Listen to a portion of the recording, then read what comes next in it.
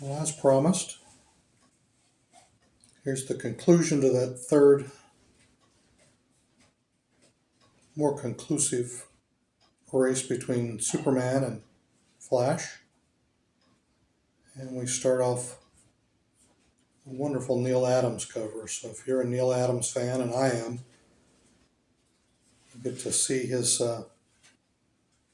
facial expressions on the kids. I mean, that's just some fabulous work there. The only shame is he doesn't do the whole book. But that's cover of World's Finest 199. Gives you a look at that. And then we go back to Dick Dillon art on the inside. A little recap of where we stand so far. This one's a little better than the 198. Probably a very good plus.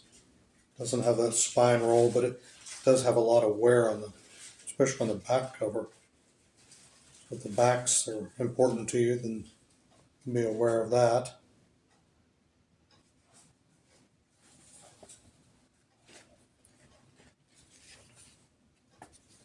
Once again, Dick Dillon does a good job of the space-based art on this especially.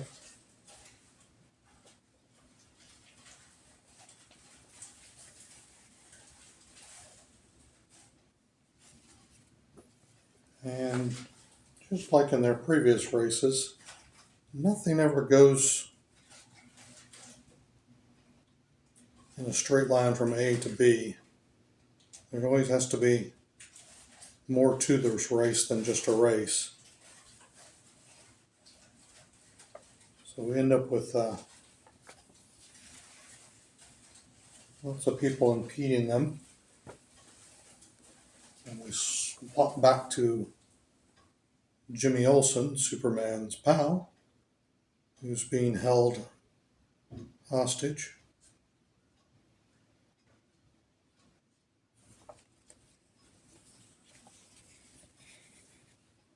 Well, we will get a finale to this race.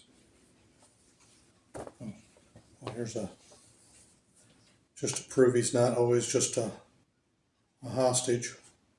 We get a little action with Jimmy Olsen, showing he can fend for himself up to a point.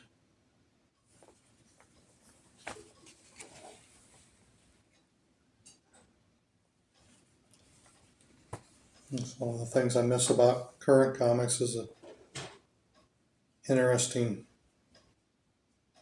letters page with letters from people, sometimes famous people, that have gone on to create comics in their own right today.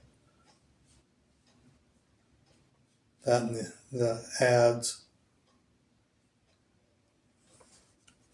It's the nice thing about having the originals. You get to see all these old ads for products from yesteryear. It's a complete nostalgia trip. And we get Superman ends up on a red sun, and that's always bad news for his powers, which are yellow sun derived.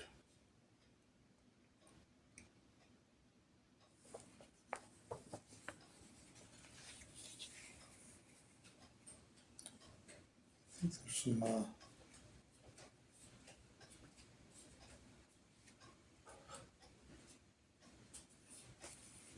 and in the race is going to finish off just a little slower than you would expect from the two fastest men alive as they crawl to the finish. But they have to finish for whatever made-up reason the Guardians have come up with here.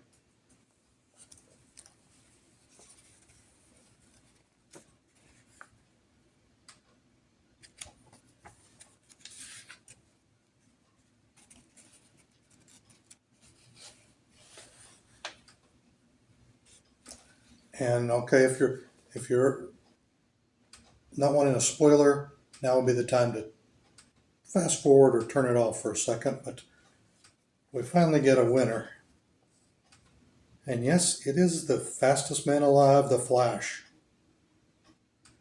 who, if you think about it, really should be the fastest man alive. Superman's got a lot going for him already. Let's leave speed to the Scarlet Speedster.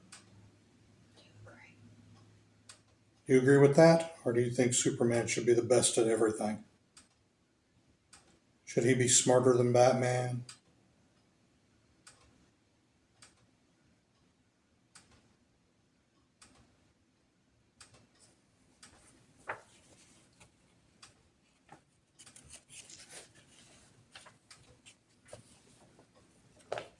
We get our ending here, and Jimmy Olsen is saved. Guardians are pleased. And we've got room to sell some stuff on the side. What more could you ask for? But there is more. I can find it here for you.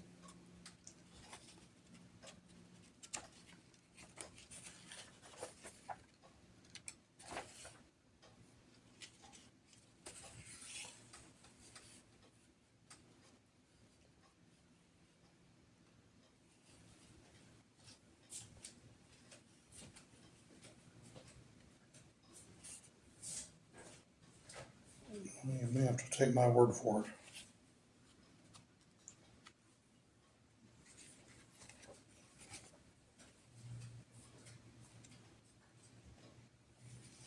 Oh, there we go. We get some small portraits if you want to see what some of your favorite artists look like. We get Carmine Infantino, who's no stranger to the Flash. We also get Joe Kubert of Sergeant Rock fame. That's where I know him the best, but you may know him for some of his other work. Dick Giordano and Neal Adams.